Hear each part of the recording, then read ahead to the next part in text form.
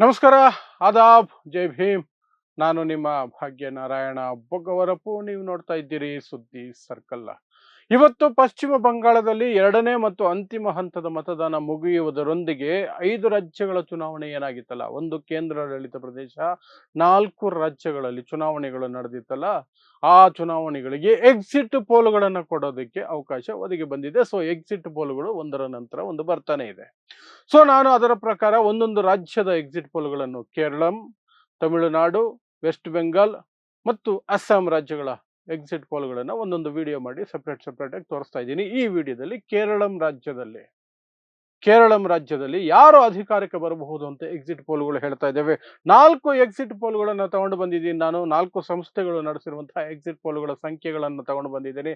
ಆ ಮೂಲಕ ನಾವು ನೋಡೋಣ ಕೇರಳಂ ರಾಜ್ಯದಲ್ಲಿ ಯಾರು ಅಧಿಕಾರಕ್ಕೆ ಬರ್ತಿದ್ದಾರೆ ಅಥವಾ ಪಿನರೈ ವಿಜಯನ್ ಉಳಿಸ್ಕೊಳ್ತಿದ್ದಾರೆ ಆ ಸೀಟನ್ನ ನೋಡುವಂತಹ ಪ್ರಯತ್ನವನ್ನು ಮಾಡೋಣ.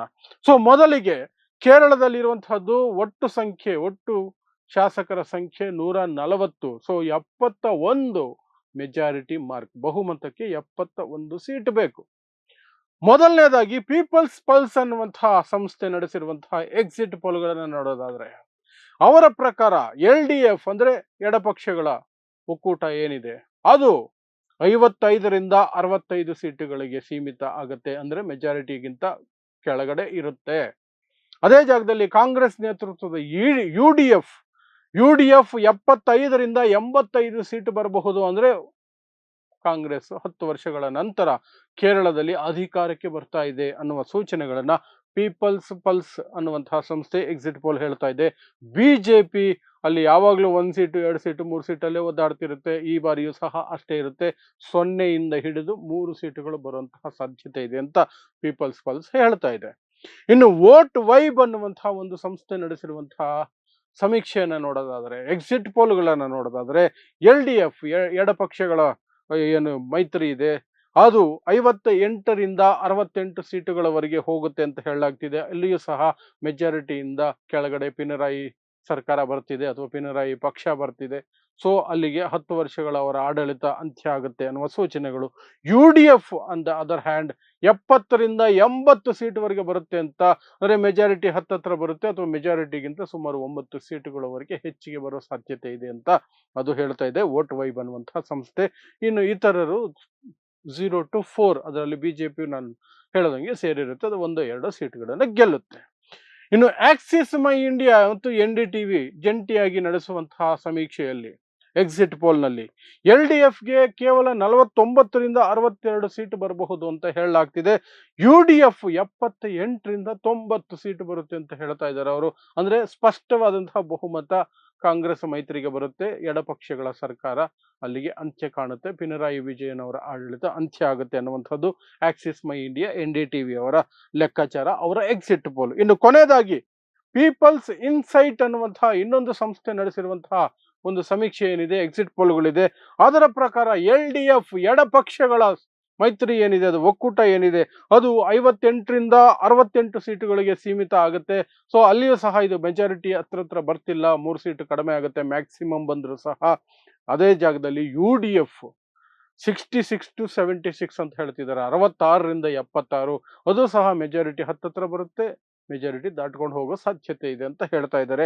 ಬಿಜೆಪಿಗೆ ಅಲ್ಲಿ ಹೆಚ್ಚಿನ ಸಂಖ್ಯೆಗಳನ್ನ ಕೊಟ್ಟಿದ್ದಾರೆ ಇವರು ಪೀಪಲ್ಸ್ ಇನ್ಸೈಟ್ ಅವರು, 10ರಿಂದ 14 ಸೀಟು ಅಂತ. ಅದೇನಾದ್ರೂ ನಿಜ ಆಗೋದಾದರೆ, ಅದೇ ನಿಜವಾದ ಫಲಿತಾಂಶವಾಗಿ ಪರಿವರ್ತನೆ ಆಗೋದಾದರೆ ಬಿಜೆಪಿಯ ಅತಿ ದೊಡ್ಡ ಸಾಧನೆ ಕೇರಳದಲ್ಲಿ ಅಂತ ಹೇಳಬೇಕಾಗತ್ತೆ. ಆ ಮಟ್ಟಕ್ಕೆ ಈ ಸಂಖ್ಯೆಗಳು ಇದಾವೆ, 10ರಿಂದ 14.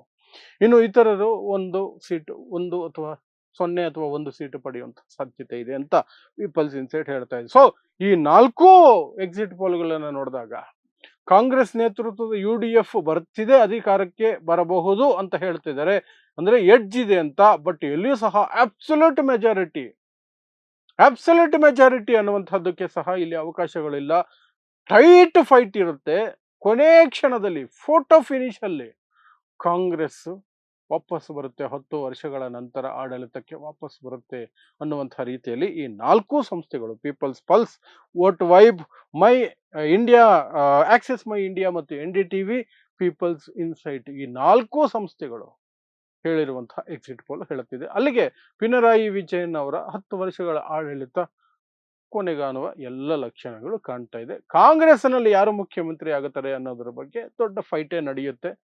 ಸೇಮು ಇಲ್ಲಿ ಸಿದ್ದರಾಮಯ್ಯ ಮತ್ತು ಡಿ ಕೆ ಶಿವಕುಮಾರ್ ನಡುವೆ ನಡೆದಂತೆ ಅಲ್ಲಿಯೂ ಸಹ ಒಂದು ಗುಂಪುಗಾರಿಕೆ ಜೋರಾಗೇ ಇದೆ. ಚುನಾವಣಾ ಸಂದರ್ಭದಲ್ಲೇ ಅವ್ರು ಕಿತ್ತಾಡ್ಕೊಳ್ತಿದ್ರು, ನಾನು ದೊಡ್ಡವನು ಅಂತ ತೋರಿಸ್ಕೊಳ್ಳೋದಕ್ಕೆ. ಸೊ ಏನಾಗುತ್ತೆ ಗೊತ್ತಿಲ್ಲ, ಅದು ಆ ನಂತರದ ವಿಚಾರ. ಫಸ್ಟ್ ಗೆಲ್ಲಬಹುದು ಅಂತ ಎಕ್ಸಿಟ್ ಪೋಲ್ಸ್ ಹೇಳ್ತಿರೋದ್ರಿಂದ ನಾನು ಆ ವಿಚಾರ ತಂದಿದ್ದು ಅಷ್ಟೇ. ಸೊ ಇದಿಷ್ಟು ಕೇರಳದಲ್ಲಿ ಆಗಿರುವ ಚುನಾವಣೆಗಳಿಗೆ ಎಕ್ಸಿಟ್ ಪೋಲ್ಸ್ ಬಂದಿರೋದು, ಮತ್ತು ಎಕ್ಸಿಟ್ ಪೋಲ್ಸ್ ಅಲ್ಲಿ ಕಾಂಗ್ರೆಸ್ ನೇತೃತ್ವಕ್ಕೆ ಸ್ವಲ್ಪ ಅಲ್ಪ ಮುನ್ನಡೆ ಅಥವಾ ಟೈಟ್ ಫೈಟ್ ದೊರಕಿರುವಂಥದ್ದು ಅಷ್ಟೇ. ಸೊ ಇಂತಹದ್ದೇ ವಿಶೇಷ ಸುದ್ದಿಗಳಿಗಾಗಿ ನೋಡ್ತಾ ಇರಿ ಸುದ್ದಿ ಸರ್ಕಲ್. ನಾನು ನಿಮ್ಮ ಭಾಗ್ಯನಾರಾಯಣ ಬೊಗವರಪೋ.